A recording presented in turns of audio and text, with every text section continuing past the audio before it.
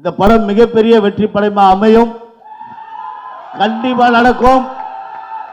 சந்தான மாசு தான் இந்த படத்துல பார்த்து ஜாலியா என்ஜாய் பண்ணுங்க போங்க. வேற எதுவுமே நான் சொல்ல அவள் தான். போனமா நிம்மதியா உட்காந்து படம் பார்த்தமா சந்தோஷமா இருப்பீங்க, ஜாலியா இருப்பீங்க. ஃபேமிலியோட எல்லாரும் உட்காந்து பார்க்கலாம். நல்ல படம். நீ பேச எல்லாருமே சூப்பரா பழகி. பேச வேணான்னு கத்துறாங்களா என்னன்னு தெரியல. முதல்ல என்னன்னு கேட்டுட்டு பேசு. வந்தவொடனே அவர் வெளியே போன்றாரு. ஒரு கூட்டு வச்சு அப்புறம் மரியாதை போயிட்டு இப்போ என்னப்பா ஆளுகள் என்ன கலாச்சி. நிஜமாக சொல்கிறேன், ரொம்ப அற்புதமான படம் இது. எனக்கு ரொம்ப மன சந்தோஷம்னா எல்லாருமே ஒரு அந்த 74 அந்த கெட்டப்பு சூப்பராக இருக்கும். எல்லாருக்கும் கெட்டப் அருமையாக அமைஞ்சுது. எங்கள் ஹீரோயின்லாம் நிஜமாக சொல்கிறேங்க, ஹீரோ ஹீரோயின் அந்த படத்துக்கு மிகப்பெரிய ப்ளஸ். படம் சூப்பர். எங்கள் டைரக்டர் கலக்கல. மற்றபடி டோட்டல் டீம் எல்லாம் இந்த படம் சம்மந்தப்பட்ட அத்தனை பேர் நடிகர்கள் எல்லாரும். அவள் தான் இதுக்கு மேலே பேசுறது என்னுடைய நேரம் முடிந்து விட்டதால் உங்களிடம் விடைபெற்று நன்றி. வணக்கம் வணக்கம். இருங்க மேடை இருக்கு.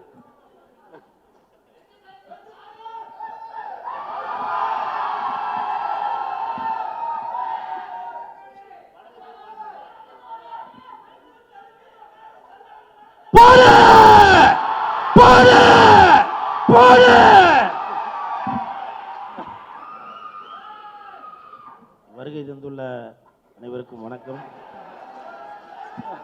பத்திரிகை நண்பர்கள், ஊடக நண்பர்கள், இணையதள நண்பர்கள் அனைவருக்கும் வணக்கம். எனது அழைப்பை ஏற்று வந்துள்ள சுபாஷ் கரன் சார் அவர்களுக்கும், சின்னத்தம்பி அவர்களுக்கும், கொங்கரத்தி மதிமாமா அவர்களுக்கும் மற்றும் சந்தானத்தின் ரத்தங்களாக இருக்கும் ரசிகர்கள் அனைவருக்கும், ரசிகர் மன்ற தலைவர் குமரவேல் அவர்களுக்கும் வணக்கத்தை தெரிவித்துக் கொள்கிறேன். வடக்குப்பட்டி ராமசாமி, அது உங்களை பொறுத்த வரைக்கும் வடக்குப்பட்டி ராமசாமி. ஆனால் எனக்கு குலதெய்வம் சாமி, குலதெய்வம். இந்த படம் நடித்ததே, நான் இந்த படம் நடிக்கிறதுக்கு முன்னாடி நானும் சந்தான சாரும் ஒரு படம் நடிச்சிட்டு இருந்தோம்.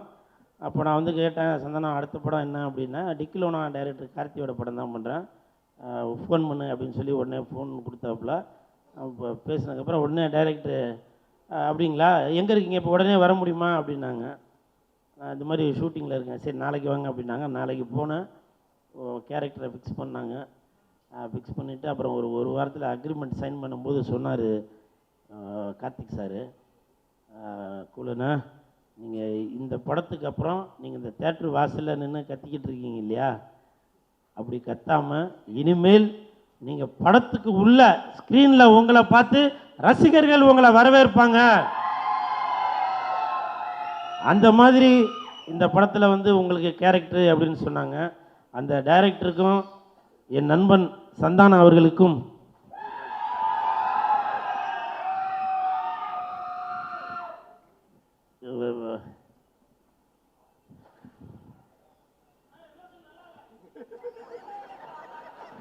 இதப்பா எல்லாருமே சொல்றாங்க, கூல் சுரேஷ்னா தட்டு தட்டு தட்டு, இதான் எதிர்பார்க்குறாங்க. நான் பிக் பாஸ்ல இருக்கும்போது கூட என்ன அறியாமலே நான் குடும்பத்தை நினைச்சு அழுதேன். அதை நிறையா பேர் வெளியில் சொன்னாங்க, நீங்கள் அழுவாதீங்க அப்படின்னு சொல்லி. இந்த வாய்ப்பு கொடுத்த இந்த என் நண்பனுக்கும் இயக்குனர் அவர்களுக்கும் நடராஜ் அவர்களுக்கும் நன்றியை தெரிவித்துக் கொள்கிறேன். நான் வந்து ஜாஸ்தி பேச வேணாம் அப்படின்னு பார்க்குறேன். ஏன்னா பிக் பாஸுக்கு அப்புறம் கூல் சுரேஷ் வேறு மாதிரி. இப்போ நான் என்ன அறியாமலே ரசிகர்களை பார்த்த உடனே வந்துடுச்சு. இருந்தாலும் என் நண்பனுக்காக வெந்து தணிந்தது காடு. வடக்குப்பட்டி ராமசாமிக்கு வணக்கத்தை போடு போடு போடு.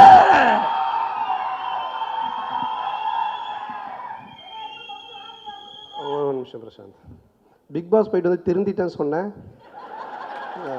இல்லை அவன்கிட்ட மைக் நீங்கள் வாங்கிக்கோங்க. இல்லை, இவன் நடவடிக்கை வெளியே விட்டு பார்த்தா தான் தெரியும்.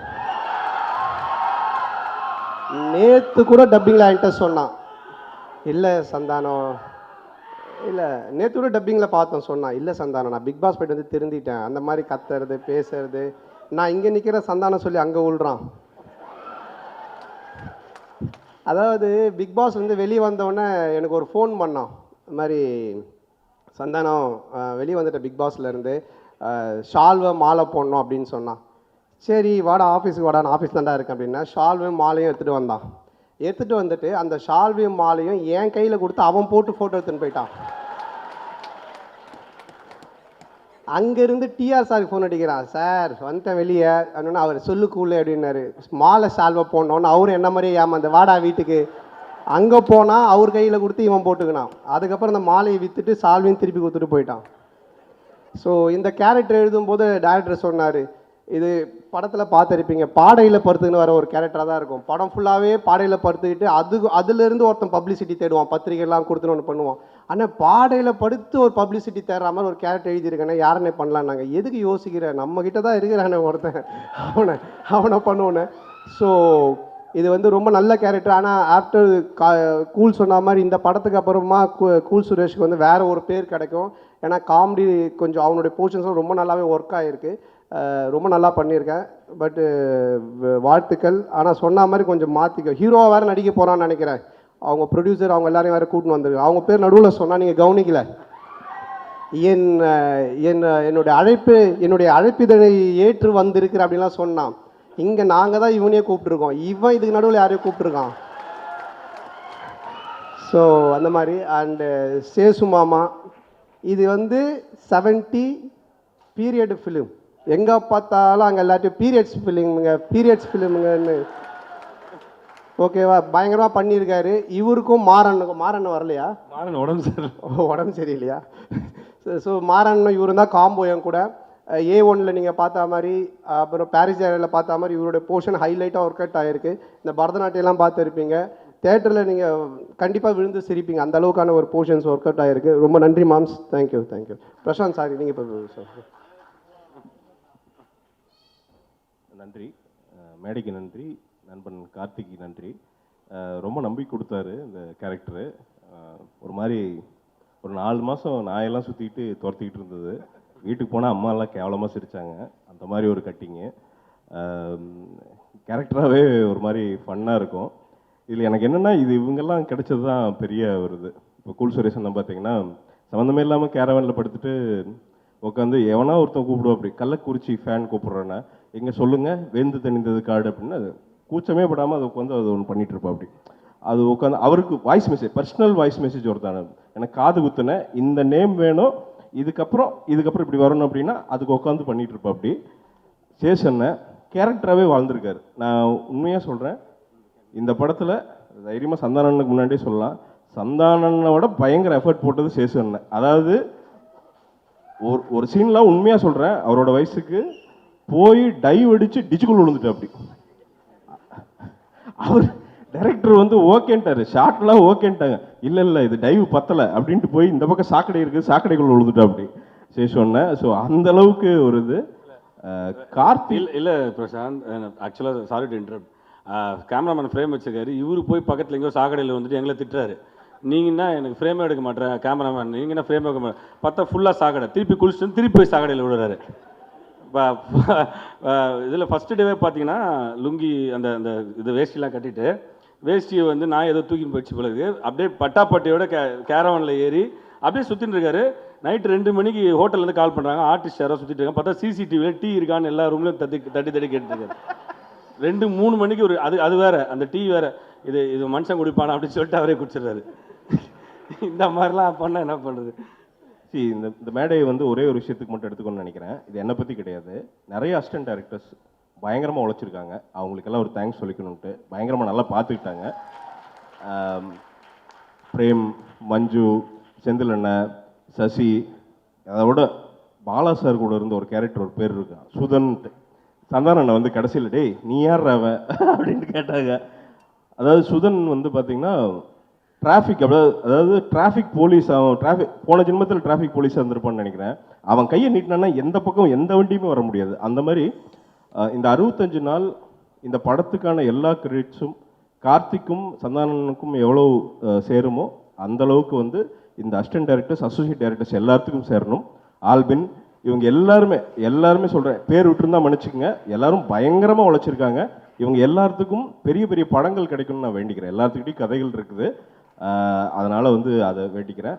கடைசியாக சந்தானம் அண்ணன் எனக்கு அண்ணன், அவ்வளோதான். எனக்கு வந்து உங்களுக்கெல்லாம் எப்படி அண்ணனோ எனக்கு வந்து அண்ணன். ஏன்னா நாம் வந்து வெறும் படத்துக்குன்னு இல்லை, படம் வந்து நம்ம நடிக்கிறதுக்கு போகிறது அதெல்லாம் இல்லை.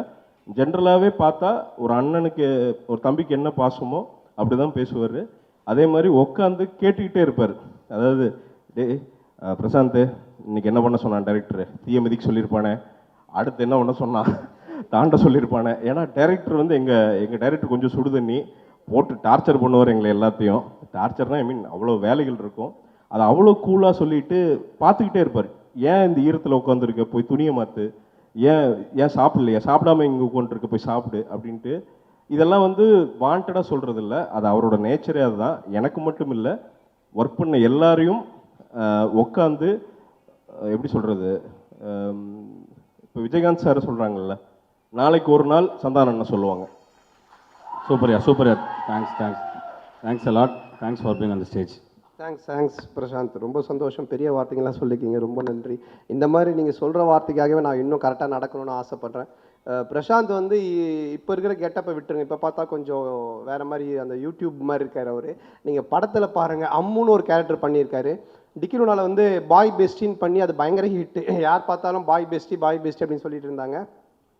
எனக்கு தெரிஞ்சு எல்லா பழைய நடிகர்களுக்கும் ஒரு ரீப்ளேஸ்மெண்ட் மாதிரி இப்போது ஒவ்வொருத்தரும் நம்ம சொல்லுவோம், இவர் இந்த மாதிரி இருக்கலாம், இவர் இந்த மாதிரி இருக்கலாம். அந்த மாதிரி பார்த்தீங்கன்னா செந்தில் சாரோடைய அந்த ஒரு ரியாக்ஷன்ஸ் இருக்குங்களா, அது வந்து ஹிட்ஸ் பிரசாந்த் வந்து ப்ராப்பராக செட் ஆகும்.